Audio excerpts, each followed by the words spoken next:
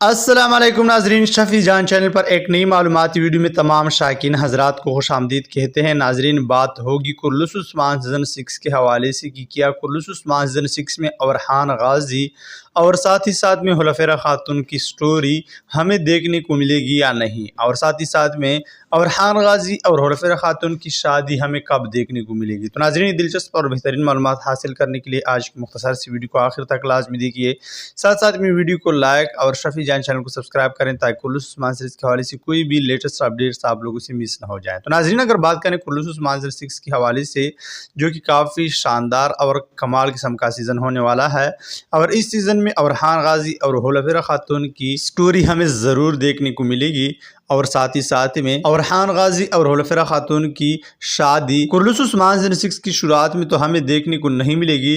लेकिन नाजरीन, जब कुर्रलुस उस्मान सीज़न 6 की एंड होता जाएगा, यानी जब बोरसा की फतह होगी, तो नाजरीन वहीं पर अरहान गाज़ी और हुलफ़ा खातून की शादी भी हमें देखने को मिलेगी। तो नाजरीन, इन सब के हवाले से आप लोग क्या राय रखते हैं, कमेंट बॉक्स में ज़रूर बताते चलें। और आज की वीडियो बस इतना ही काफ़ी। अगर पसंद आई तो लाइक, कमेंट और शेयर ज़रूर करें। और अब मैं इजाज़त चाहता हूँ, मिलते हैं एक नई मालूमात वीडियो के साथ। तब तक खुदा हाफिज़।